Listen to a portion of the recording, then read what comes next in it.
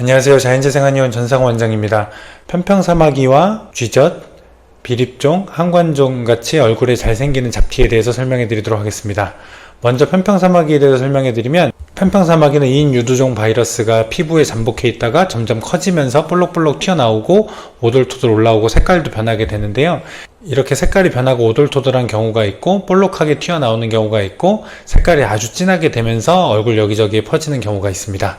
그리고 쥐젖 같은 경우는 이렇게 물방울이 맺힌 것 같이 시작되는데요. 주로 목 같은 부위에 잘 생깁니다.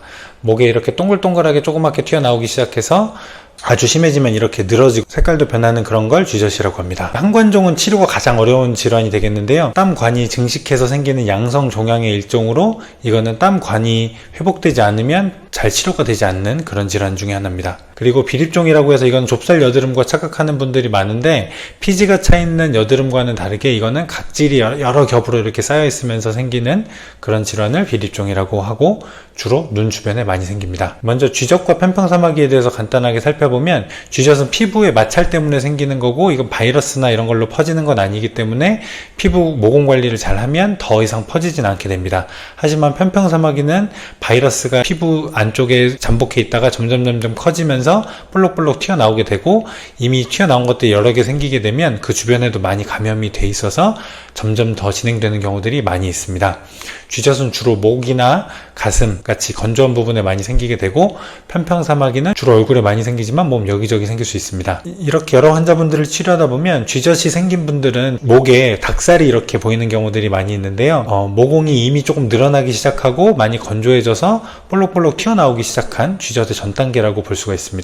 닭살이 이렇게 심한 분들이 관리가 잘 안 되면 모공이 점점 늘어나고 커지고 색깔도 변할 수 있게 되니까 꼭 모공 관리를 잘 해주셔야 됩니다. 현미경으로 관찰했을 때 어떤 모양인지 살펴보면, 한관종은 이렇게 땀샘이 점점 커지고 있는 상태인 것을 볼 수가 있고, 이미 튀어나올 정도가 되면 안쪽에서는 땀샘이 많이 커져 있는 상태이기 때문에 땀샘을 제거하는 그런 치료들을 받으셔야 됩니다. 그리고 비립종은 각질이 여러 겹으로 이렇게 쌓여있게 되는데, 이걸 짜내게 되면 진주알 같은 약간 딱딱한 그런 것들이 배출되게 됩니다. 그리고 쥐젖은 피부가 이렇게 길게 늘어나 있는 모습을 확인할 수가 있는데요. 정상 피부와 비교해서 피부의 탄력 조직의 개수도 줄어들고 두께도 얇아져서 피부의 탄력이 많이 떨어져 있을 때 늘어나면서 생기게 됩니다.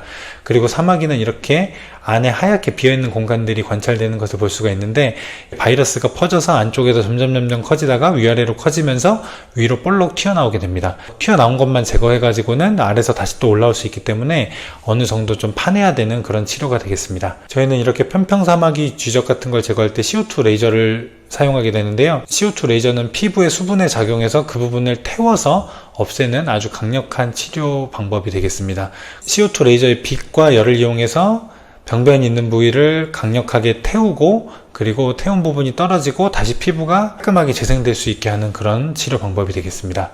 그래서 시술을 받고 나면 강한 열과 빛이 쏘여졌기 때문에 이렇게 빨갛게 붓게 되고, 쏘여진 부분은 타게 되는데요. 탄 부분들은 보통 일주일 정도 딱지가 되면서 떨어지게 됩니다. 편평사마귀는 아까 말씀드렸다시피 바이러스가 안쪽까지 침투되어 있는 상태이기 때문에 병변 부위를 좀 더 파내서 제거를 해야 돼서 좀 더 깊게 시술을 하게 되겠고요.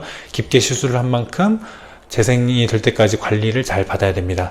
이렇게 맨 오른쪽 환자분처럼 레이저로 피부 겉부분을 태워내고 안쪽을 관찰했을 때 오돌토돌 바이러스가 감염된 부분이 안쪽까지 보이는 경우가 있는데, 큰 사마귀는 이렇게 안쪽까지 감염이 돼 있어서 한 번에 제거가 잘 안 되고 여러 번에 나눠서 시술을 받아야 됩니다. 일주일 정도는 시술받은 부위에 딱지가 생겼다가 자연스럽게 떨어지게 되고, 빨갛게 보이다가 피부가 다시 점점 회복되면서 색깔이 빠지고 매끈해지게 되는데요. 회복될 때까지는 자외선 차단을 잘 하시고 문지르는 것을 피해서 색소 침착이 되는 것을 막아야 합니다. 저희가 치료해보면 편평사마귀나 쥐젖은 만족도가 굉장히 높은 시술이 되겠는데요. 울퉁불퉁하게 튀어나와 있던 부분들이 깎아서 없어지고 색소 침착된 부분들도 같이 사라지기 때문에 얼굴이 말끔하게 변할 수 있습니다. 대신에 강력한 치료인 만큼 그 후에 사후 관리도 중요하니까 편평사마귀나 쥐젖 같은 걸 제거하고 싶으신 분들은 회복되는 기간까지 여유 있게 잡으시고 치료를 받으러 오시면 좋겠습니다. 감사합니다.